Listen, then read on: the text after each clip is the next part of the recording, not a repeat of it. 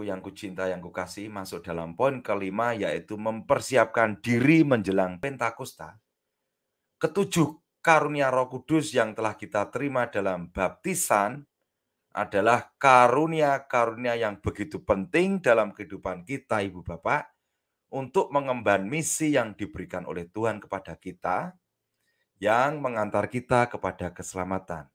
Oleh karena itu, Ibu Bapak, di hari-hari menjelang Pentakosta, kita berdoa dan semakin memberikan kesempatan kepada Roh Kudus yang telah ada di dalam hati kita untuk selalu berkarya secara bebas, sehingga karunia-Nya akan semakin nyata dalam kehidupan kita. Semoga seluruh akal budi, keinginan, dan perasaan kita dikuasai dengan karunia Roh Kudus, kebijaksanaan, pengertian, pengenalan, nasihat yang menyempurnakan akal budi, kesalehan yang menyempurnakan keinginan atau kehendak, dan keperkasaan dan takut akan Tuhan yang menyempurnakan indera.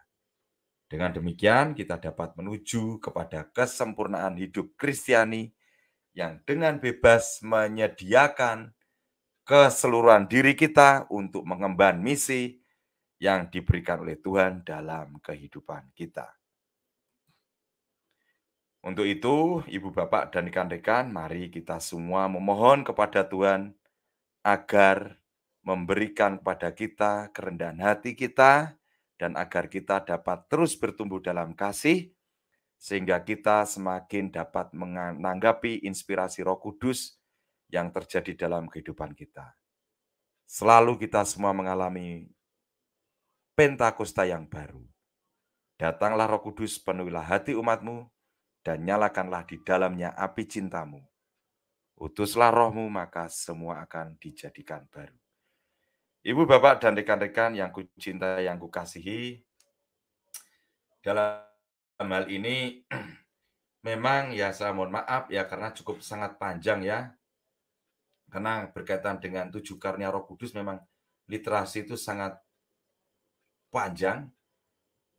Saya prediksikan 2 jam untuk memberikan literasi ini, karena masih ada literasi yang belum tersampaikan berkaitan dengan yang ada di dalam dokumen gereja, yaitu di dalam Katekismus Gereja Katolik yang masih berkaitan dengan 7 karunia Roh Kudus.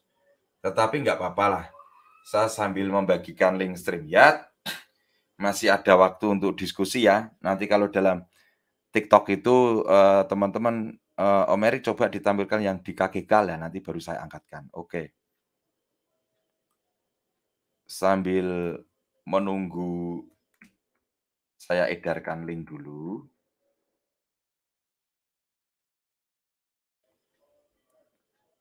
Tadi penjelasan itu kan udah jelas ya, jangan mengeluh lah, hidup itu enggak usah mengeluh.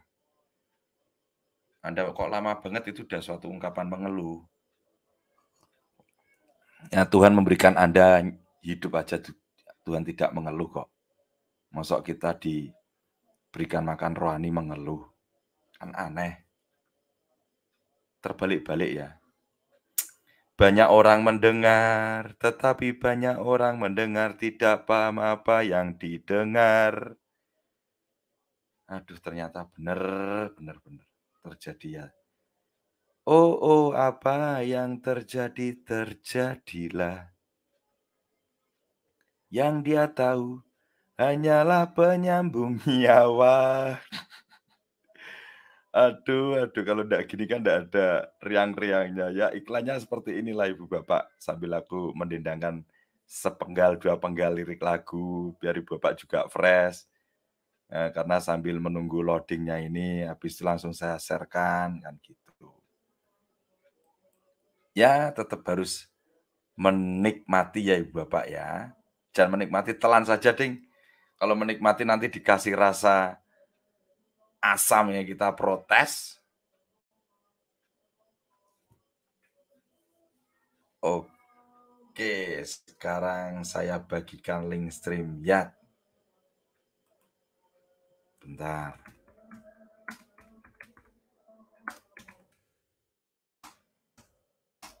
Oh iya, untuk saudari-saudara saya Kristen non-Katolik, Muslim, Hindu, Buddha, Konghucu, Tao, dan Pengayat.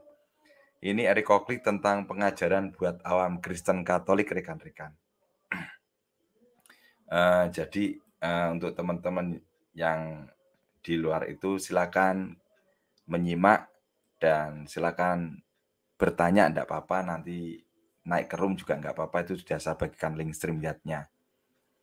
Monggo kita ingin berdiskusi kok sama teman-teman. Ibu bapak dan rekan-rekan yang kucinta yang kasihi, sudah saatnya kita buka ruang diskusi, itu sudah saya bagikan link stream chat-nya. Monggo, sudah enggak usah mengeluh, sudah saya hentikan untuk literasi. Makanan Tuhan kok sampai Anda itu mengeluh. Kok literasinya panjang, itu makanan rohani Anda yang Anda terima asupan kok mengeluh. Yo. Aneh menungso iki jan.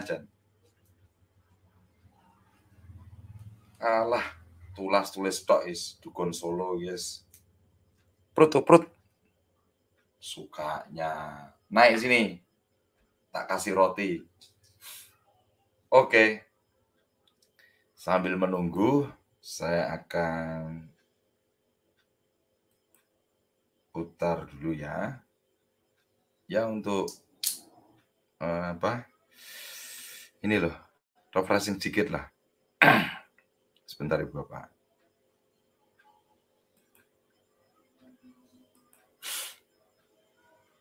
Pokoknya saya tetap menunggu rekan-rekan.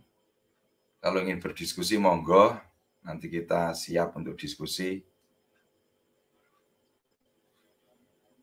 Untuk teman sahabat Erikoklik, martirkan tulisan Anda ya, yang santun ya. Sambut teman-teman yang di luar penuh dengan lembut, dengan kasih lah. Nggak usah kita yang sok-sokan gitulah, jangan. Ya elok.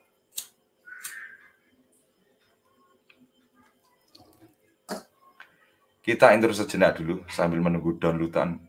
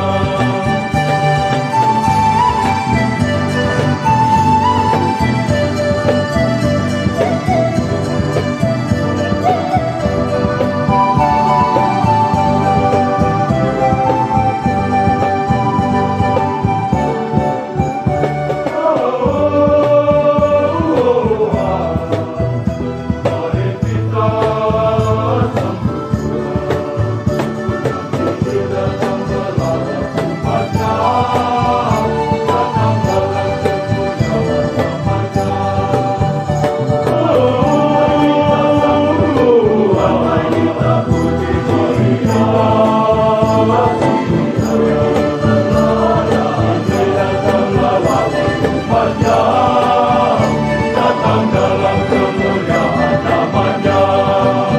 Mari kita puji Tuhan yang telah datang mengunjungi anak-anaknya, datang melawan umatnya.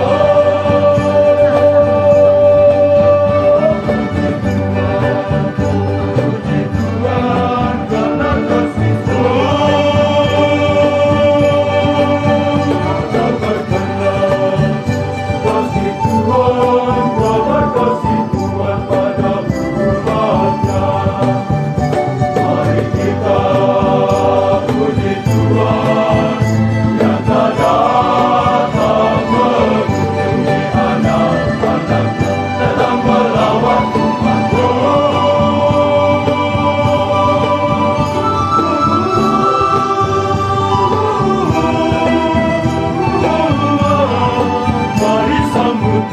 dalam tari indah, karena kasih Tuhan setia selamanya.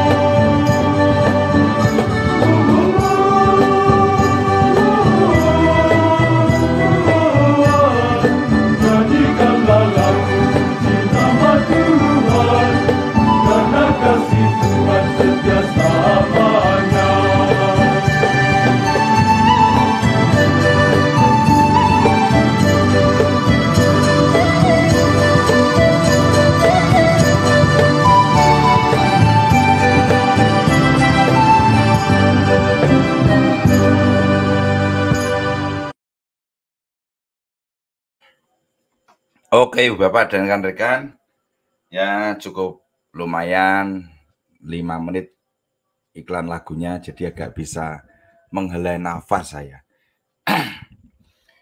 Oke, kalau tidak ada yang naik, oke ya, saya lanjut langsung ya. Nanti setelah itu kita kikuk.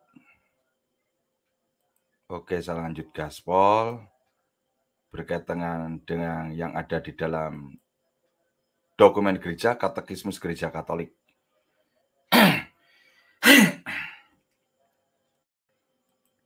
Katekismus Gereja Katolik.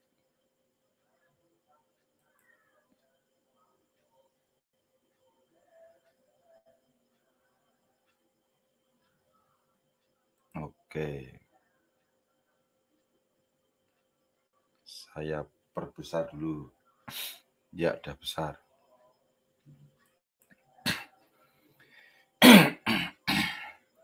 Ibu, Bapak, dan rekan-rekan, dalam Katekismus Gereja Katolik, Roh Kudus, roh yang menghidupkan.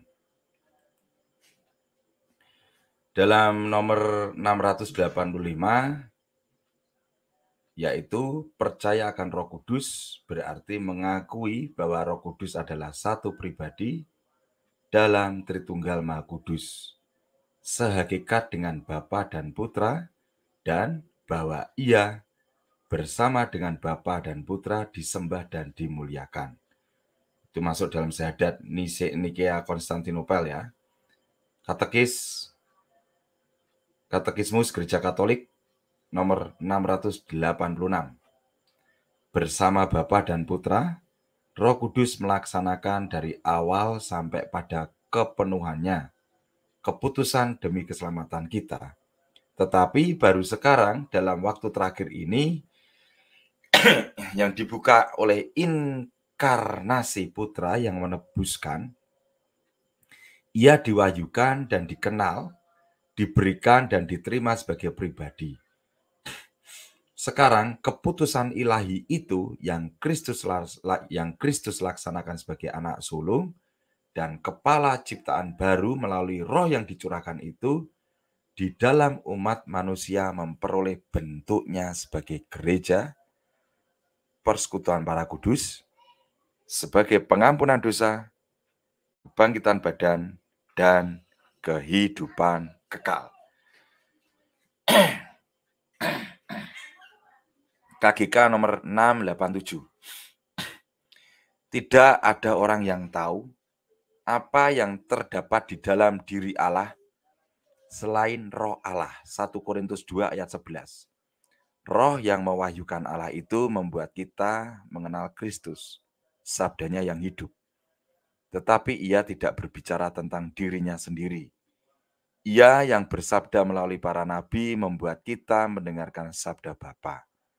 Tetapi kita tidak mendengarkan Dia sendiri. Kita hanya mendengarkan Dia secara tidak langsung.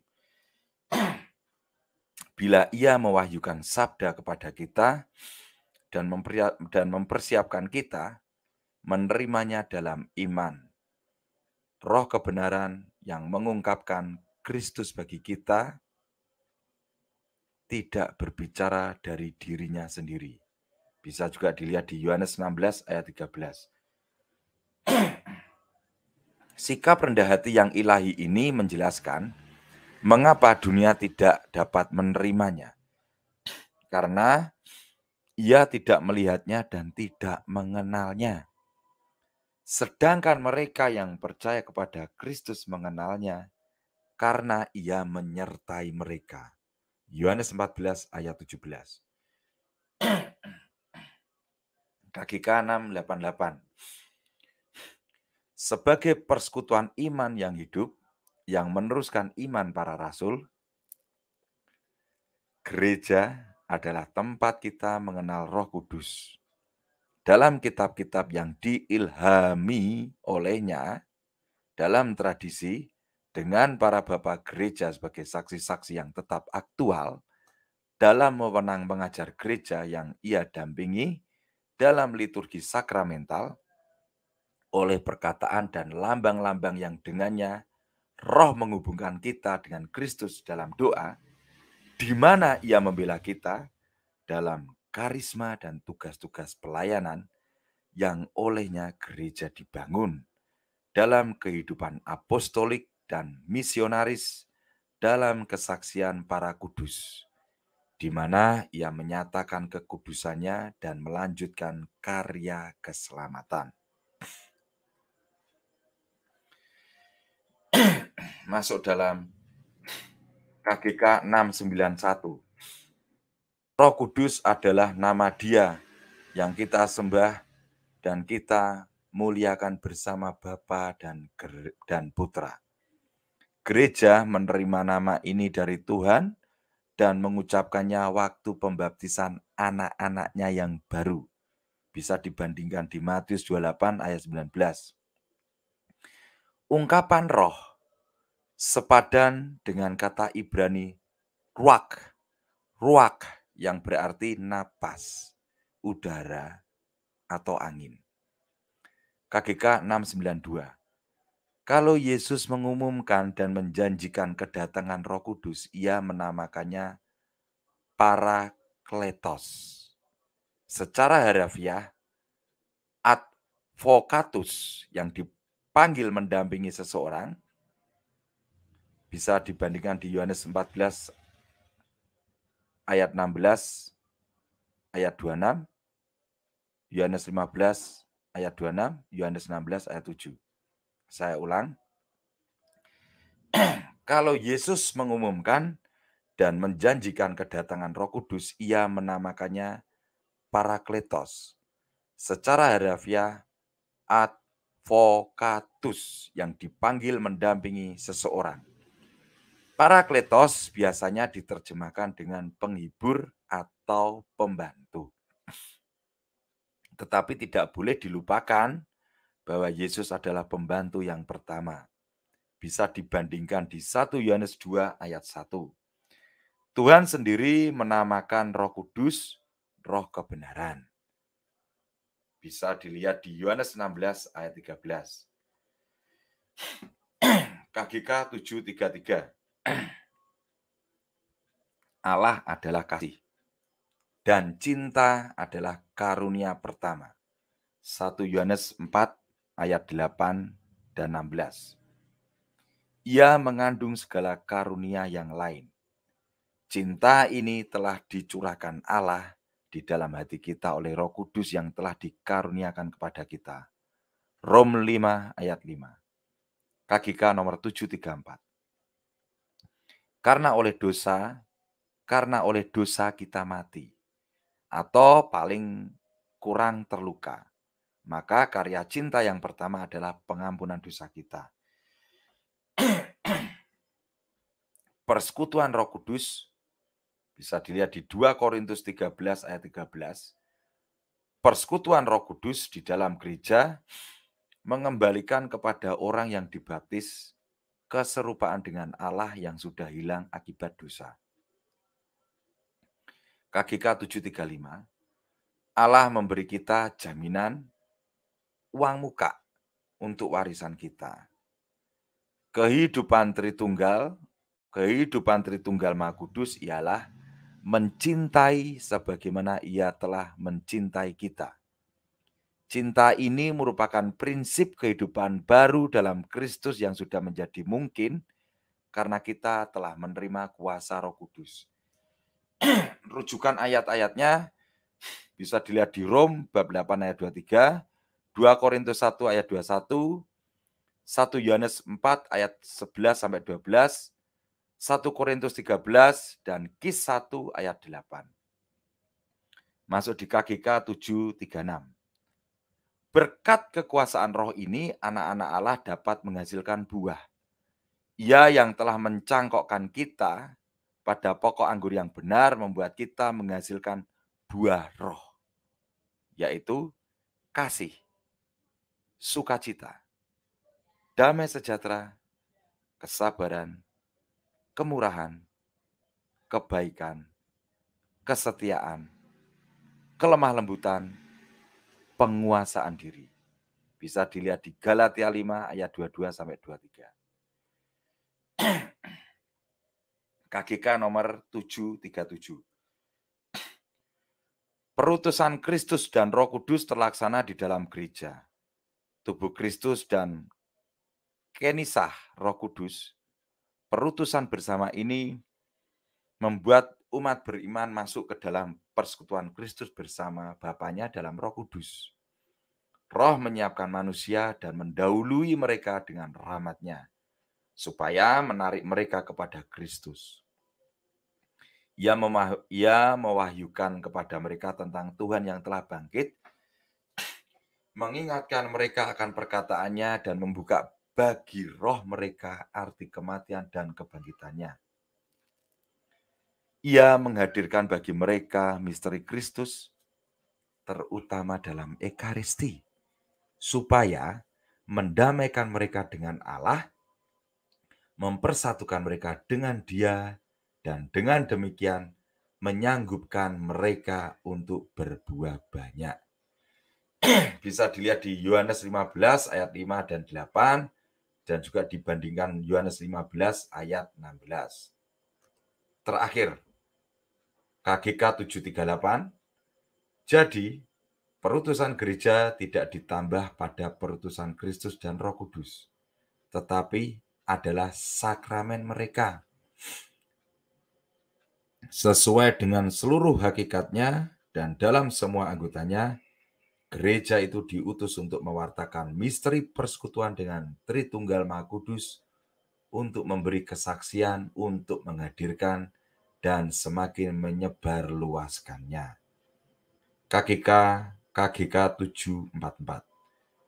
Ketika kepenuhan waktu telah tiba, Roh Kudus menyelesaikan dalam diri Maria segala persiapan untuk kedatangan Kristus yang ia lakukan dalam umat Allah. Oleh pengaruh Roh Kudus, Bapa memberi dalam Maria kepada dunia Emmanuel, yang berarti Allah menyertai kita. Matius 1 ayat 23. Terakhir, KGK 747. Roh Kudus yang dialirkan Kristus, kepala, ke dalam anggota-anggotanya, membangun, menjiwai, dan menguduskan gereja. Gereja merupakan sakramen persekutuan antara Tritunggal Maha Kudus dan manusia. Ibu, Bapak, dan rekan-rekan, berkaitan dengan KGK sudah selesai, jadi agak lega sekarang. Literasi terakhir sudah clear, tidak ada hambatan, puji Tuhan, Ibu Bapak ya. Oke, berhubung mungkin teman-teman tidak ada yang naik, mungkin pengajaran tentang dengan 7 karunia Roh Kudus bisa saya tutup di jam atau di pukul persis 2 jam ya, berkaitan dengan 3 literasi 2 jam, sangat pelik dan sangat bagus banget. Ya, puji Tuhan semuanya lancar, tidak ada gangguan halangan apapun. Sekali lagi untuk Ibu Bapak dan sahabat-sahabat di Eriko Klik, mohon maaf apabila tadi dalam penyampaian suatu literasi ada sepatah dua patah atau kata-kata yang nggak enak di telinga saya, mohon maaf, sekali lagi mohon maaf. Tidak ada maksud untuk hal-hal yang nggak baik, tidak. Tapi mungkin kelalaian saya dalam menyampaikan. Oke, Ibu Bapak, sekali lagi mohon maaf, tetap berkarya, tetaplah semangat dalam persiaran di dunia ini. Lakukan sekecil mungkin dengan kasih. Mungkin ada sesuatu hal nanti bisa ditulis di kolom chat di video ini. Akhir kata dari Erik Oklik, wabillahi taufik wal hidayah. Wassalamualaikum warahmatullahi wabarakatuh. Salve, shalom, berkah dalam. Om Santi Santi Om Namo Buddhaya. Salam kebajikan. Rahayu, rahayu, rahayu. Tuhan memberkati. I love you, I love you, I love you.